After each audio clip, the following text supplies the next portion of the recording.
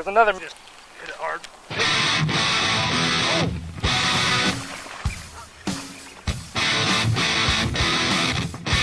Got him.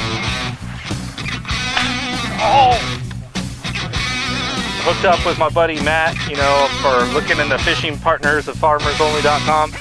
Think, yeah, that's a 10-pound fish. Put my hand up here. Oh my God.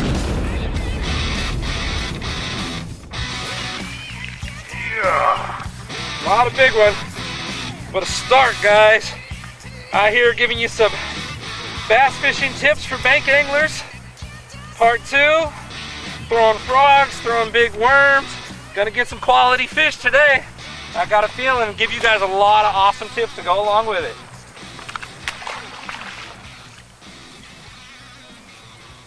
First threading the worm fish. Well, you're the professional at it, but I'll go ahead and tell you what I've learned so far. So anyway, we're just taking a bobber stop, pinning down a bullet weight. I'm using one pretty small. Nick's got one behind you. Frogfish. Frogfish. Go ahead and continue, Matt. Mine's small. All right, that's a little intermission. So anyway, we just pin it down with the bobber stop. You can use. I'm using probably a little bit of a half ounce weight here. You can even go smaller. Depends on how heavy the weeds are, how big the holes are, how thin and how thick the stuff is. And then I'm using actually I think it's just a 7-inch Magnum trick worm. So, and I'm just throwing it on about a 5/0 hook. And all I'm doing is making long casts out into all this sparse vegetation. This stuff may be, I don't know, deepest point, 1.5 feet, possibly. Maybe a couple, 2 feet farther out there. But we're just pulling it up, letting it fall in, and then shaking it a little bit, pulling it up to the top. If you get hung up, you can shake it on the top. They'll come up and grab it off that. And then just pull onto each little individual hole. That one, I caught that fish, this fish right here, about, I don't know, 3/4 of the way back in. So I mean, I worked that thing a long time to get to that bite. And I just fell in the right hole. Immediately it took it. 15-pound fluoro. 15-pound fluoro, yeah. That's what I'm throwing in here. Yeah, I think a little bigger one may give us a little trouble out here, but we'll see. This is extremely deadly. Not a lot of people do it. You'll have a lot of fun. If you can find this type of scenario, a big flat leading in. A lot of fish are moving in to spawn on this. Just covering water. Every time you hit a thin spot, just kill the worm, let it stop. You'll see the big ring and just hold a tight line and thunk and drill them. Like that, dude. Little guy. Testament to P-Line 100% fluorocarbon. I'm treating it like it's 50-pound braid at the moment. Oh.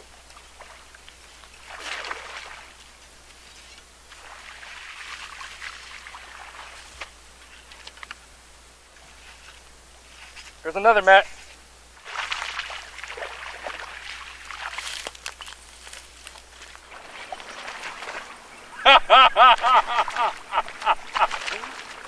Okay, now this is cool. What just happened here is I was retrieving this frog and this bass came up and knocked it and missed it, but I seen him swirling around through this primrose and stuff down in here, and I seen the swirls and I was leading him with pitches. It was my third pitch, seeing him swirl, boom, came back and got it. Awesome. Just stayed calm, cool in the pocket, kept working, staying calm, and executed on a fish. Not a big fish, but could have been. Now, I've got my frog out there behind those toolies out there. We just seen a fish crack the surface on a bug. Didn't look overly big, but I'm throwing my frog out to him. You know, one of the things I often tell people from a boat, you don't need to make the longest cast possible unless it's a swim bait or unless it's a bait you're trying to cover water with. But when you're bank fishing, of course, when you first come up, like I talked about in the first episode, you want to pick apart these inside layers first instead of pulling a big fish through and disturbing all fish right here that you haven't had a chance to fish to. But right now, I'm having to make a 120-foot cast out there. And if you don't have the right line, the reel, everything tuned correctly to not be able to make that longer cast, this is what's going to separate you from another guy coming down the bank that can't make a 120, 150-foot cast out to a spot. If he's making 80, in theory, you can come right in behind him and catch fish that he could not get to, strictly by casting farther. Now, I'm going to put a link to my video on the bottom right here, how to cast farther. Farther is actual distance, further is not distance, in case you're wondering about improper English right there, like everybody likes to call me on.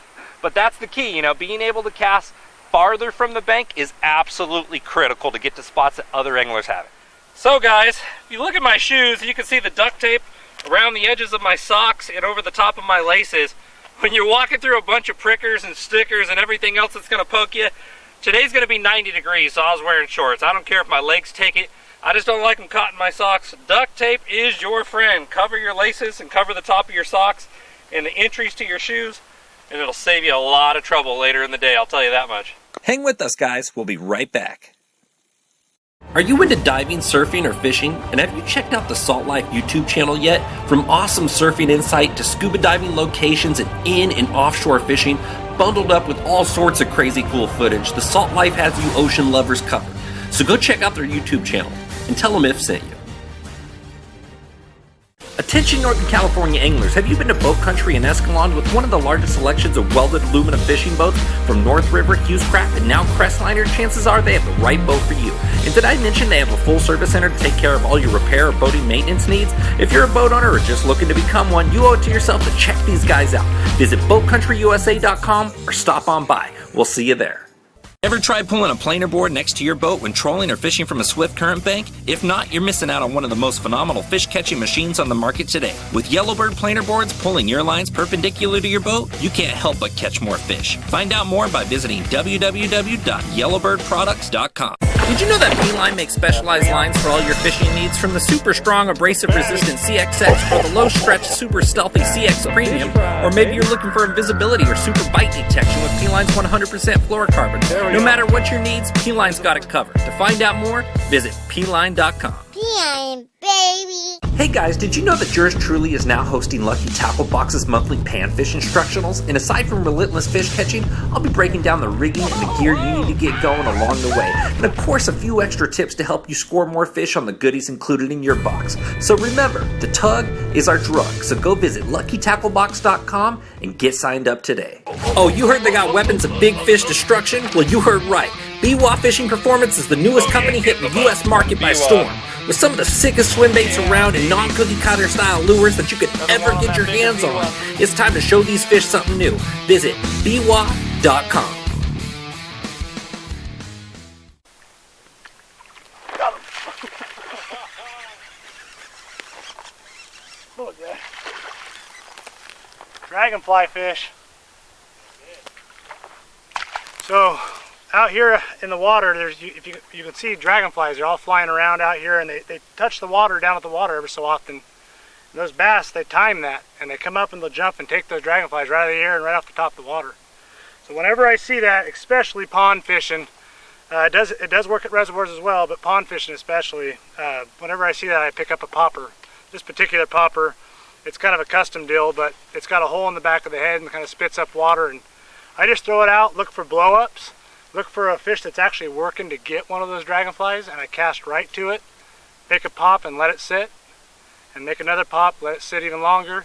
Usually within those first two pops, you're going to get major blow-ups on this, and they come up thinking it's a dragonfly, and it's a great way to catch them if you can see fish actually active chasing.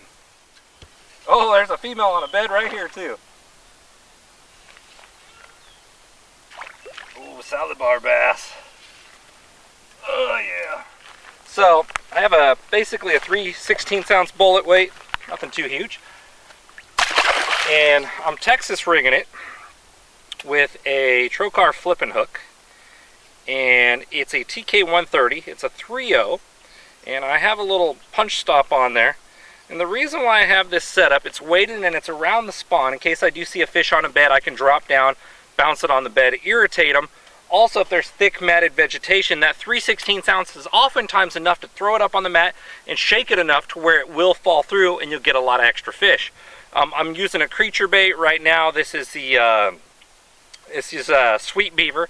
That's all that is, in a green pumpkin color. I find more often when you're fishing ponds, there's more bluegill and bait fish that match that green pumpkin pattern. So I generally start off with like a green pumpkin Senko or a green pumpkin creature bait. and go from there. But that 3/16 ounce, and I'll peg it if I'm not getting bit pegging, or if I'm fishing open water. A lot of the time I'll slide my bobber stop up. You tend to have a higher hookup ratio without the bobber stop pegging. So if you're not penetrating cover, slide that bobber stop up and you'll convert on more bites. Oh no, that's another buck. There's 2 bucks on that bed. Go figure, for a bed you pay $2. That's not a bad deal. Hey Matt, you want a bed? They're only $2.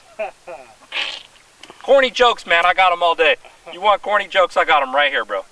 Alright guys, so one of the things you really want to do, especially if you find a farm pond or something and there's shrubbery everywhere, just following the bank is not always your best option. A lot of the time pulling up to the road, more travel to where you can access easier and move around the lake faster is gonna be key. And the reason why I say this, if we were to just follow the contour, it would be taking us all day long to push through these trees and everything and not necessarily hit the prime stuff. One of the things I always do is I bring up the location on Google Earth first, and I look at the prime spots of the lake for the time of year. If it's spring, I know they're gonna be around the shallow flats. You know, if it's post-spawn time, they're gonna be moving out to that deeper stuff next to the flats. And I can kind of get a good area of the places I want to truck myself into, or park a car closer, or places I want to walk an easier path and then get into that prime area.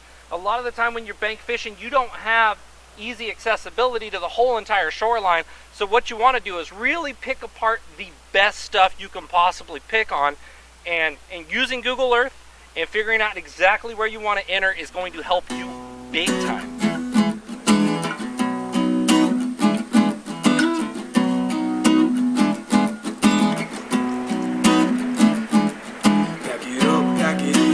Let me begin. I came to win, that don't mean that's a sin. Won't get a stack up, hope you better back up. Try and play the role, you're the whole crew and locked up. Get up, Hunter. come on, throw your Pulling on up, pulling on up, pulling on up. Just threading that worm. That BWA venom tail. Nothing great, but we're getting them. Look at that, that's a pretty good sized feral hog right there. That's about a 75, 80 pounder. At least. Wee! Wee! Wee! Ba-da-ding, ding, ding, ding, ding, ding. That's a big one.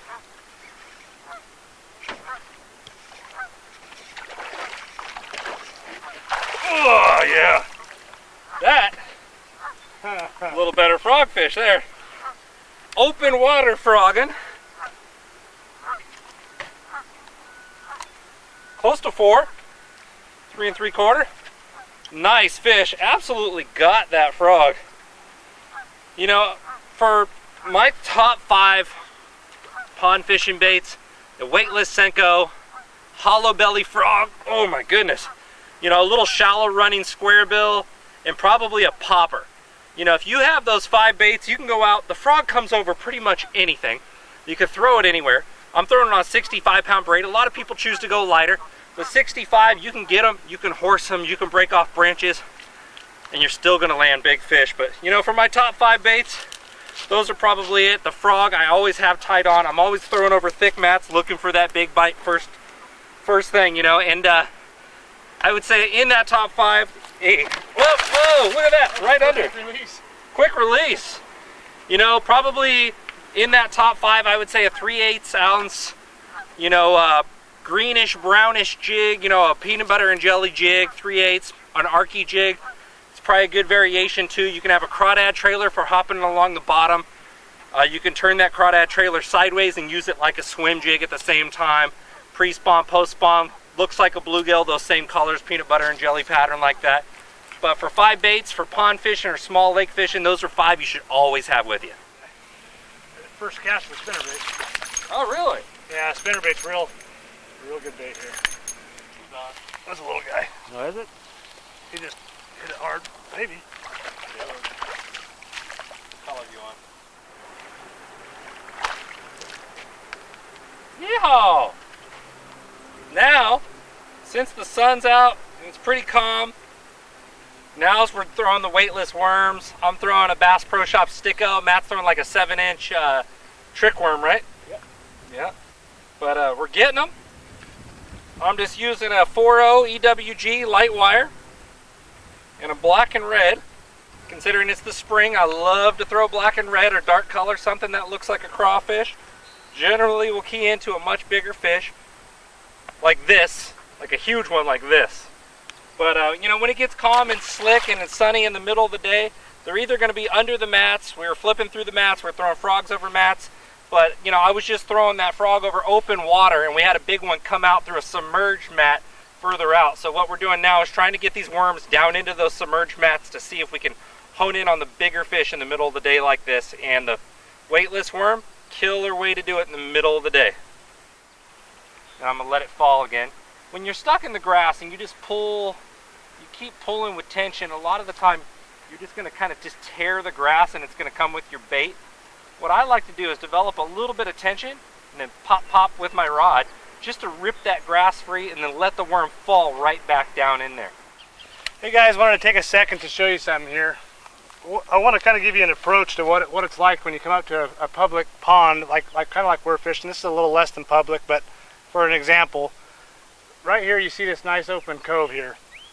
There's a hard line that drops off real deep right here, right on this point. It cuts in here, and there's some good vegetation there. You can thread a worm there, you can throw a frog, all kinds of different options there. But what you need to do, instead of looking at this great big cove that looks like an awesome cast, you know, obviously there's probably fish sitting in there.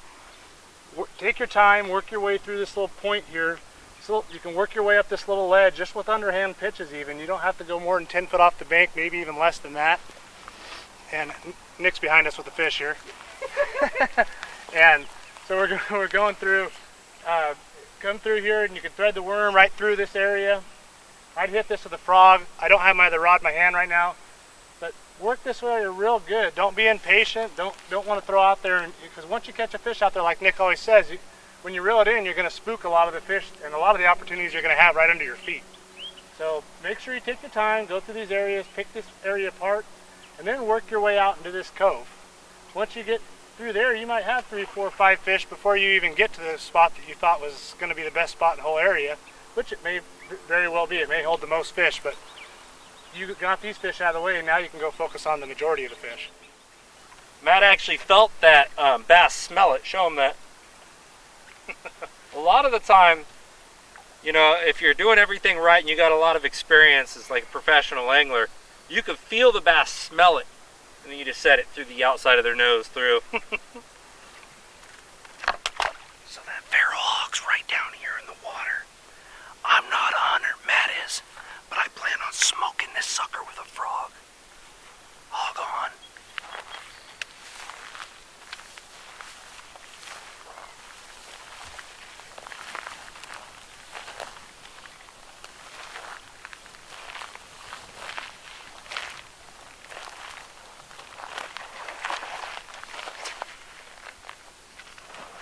Dang! Well,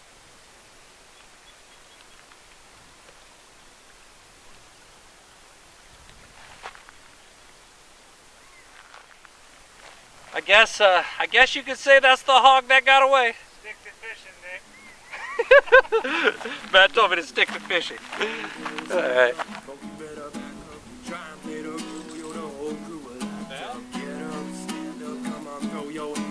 If you got the feeling, jump up, touch the feeling. Mugs in a food fest, someone's talking to yo, bust them in his eye. Take that punk so feeling, fucking amps in the drink, and I got We made a location change. donut. So far, so good. What do you got? 7 now? Yeah, I'm on 7 with the little tiny Biwa Deuce. 7 to 1. Well, there's a big difference of what appeals to that and what appeals to this. He's supposed to get 1 to my 10.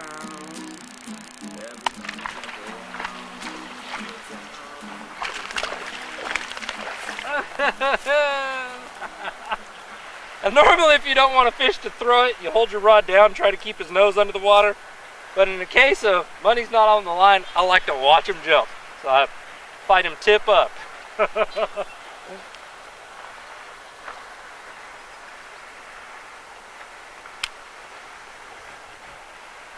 Got him.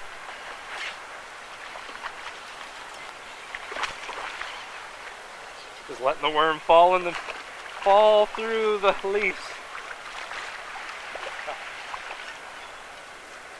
Better fish? Nope. A little better. Putting on a hitting display now. Yeah, he's better. A little better. 2-pounder. I'll take him. Got no complaints. I catch fish like this all day long. And I have a feeling I'm going to be catching fish like this all day long. Yeah.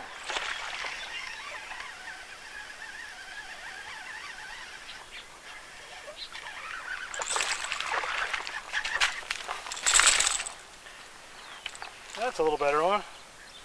Still gotta find that next size up. That little spot right over there on the little tooey point, if you can make, that's the kind of long cast that is really productive. When you get them off of an extended point like that, you can cast before you even get anywhere near it. Oh, there he is. Oh my God. Oh, it's pointing. He's just sitting dead still. There he is. There he is. Decent fish there. Different fish. There's just a bunch of them out there right now. Look at them run. Yeah. Couple pounds. Not the same fish.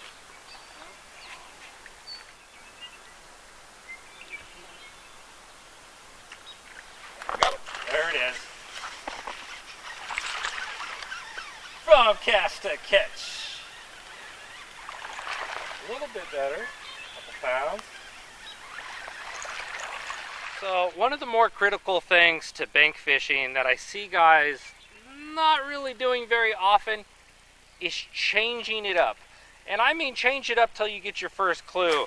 And what I mean by not only just lures, a lot of lures you don't have control of their depth. If it's a topwater, you know, you're stuck with topwater. To change it up for topwater, I would say fish on snot, fish next to toolies. Fish next to everything until you get a clue. But if you got something like the swim jig, you know, fish it near the surface, hop it off the bottom, fish it slow, drag it. Keep changing it up until you get a clue. Don't eliminate anything. If you think you've covered all your bases, keep going back and forth in different areas, but keep doing the same thing. Top, bottom, middle. You have to keep changing it up until you get a clue. Once you get that first bite, you can refine from there. But way too often, guys are going out with a preconceived notion of what worked for them before and trying to consistently repeat until they force the fish to take what they want them to take instead of accepting the clues that the fish are willing to give them if they make the effort. This fish was, oh, he's ripping drag. Oh God, that's my first big one of the year, I think. Oh my goodness. Stay pegged. Please stay pegged. Man, yeah, you weren't joking. You lip dropper on that one? Yeah. He's taking a bunch of line off.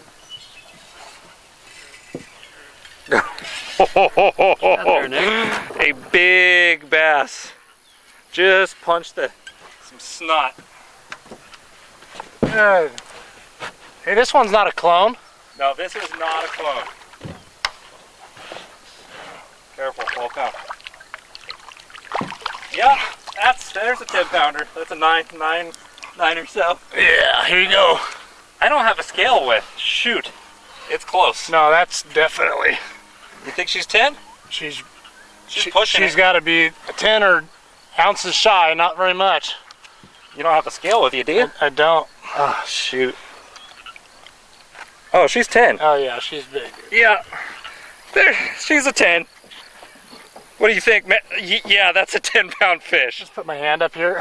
Oh my gosh. 10-pounder, baby. She's mid-9s, 10. She's really thick. Her frame's huge.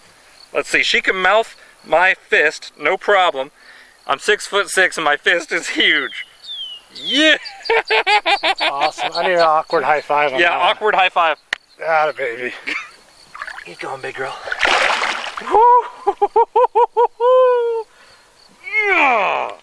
Guys, I was going to help you break down a little something that I do, and I know Nick does a lot of when you come to these different ponds. Really, like we're looking at right here, I mean, the easy cast is straight out, straight out, straight out, straight out. You know, you can see all this, you can hit that corner. But what we were kind of touched upon on a couple of these things here is, I mean, earlier you had Nick casting his frog up over Toolies and into this back area here. And we were getting blow-ups back there. There's fish back there. Yeah, landing the fish may be a little difficult, but I think we could have done it pretty easily. But you got to kind of keep your eyes open and look at things that everybody else, you know, a lot of bank fishermen out here, they have a mentality that they're going to cast all these easy spots. Well, us being on boats as often as we are, you see it a little differently. You can see where you can, you know, pitch into the back spot in a toolie. You can come up here and thread a worm, and a lot of this, even the snot stuff and a lot of the different vegetation you have. Get yourself, like, learn how to skip, you know, skip yourself underneath these, like, limbs here, and the trees. Frogs, skipping jigs. Skipping frogs, skipping jigs, awesome. Punching. Punching was awesome. Punching something I never see bank anglers really doing. You can go out and punch through this snotted stuff where other guys won't. Yep. Like Matt said, skipping.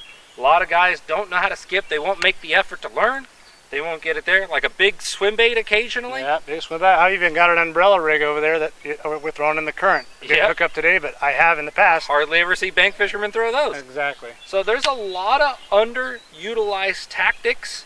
Another thing too, hard to navigate things. If you go out and you look at the bank and you see that 80% of the bank is easily accessible, that's what the guys focus on. But if there's a bunch of tall bushes and stuff and there's 200-foot stretch, a lot of guys will make the cast from the side, but they won't make the effort to get into it, like putting the tape over our shoes or putting on boots and going right into that stuff to make that extra effort to fish a spot that's been under hit. So keep all that stuff in mind, guys. That's going to help you out a lot. Hopefully you guys appreciated this video. Matt, once again, appreciate it, brother. Hopefully you guys enjoyed that giant catch, man, because we had an absolute blast doing it. And that'll do it, guys, for Bank Fishing Tips for Bass Anglers Part 2. We'll see you next time. Maybe we'll slap a Part 3 together. Yeah, we'll see. Appreciate you watching. Oh, yeah, for sure.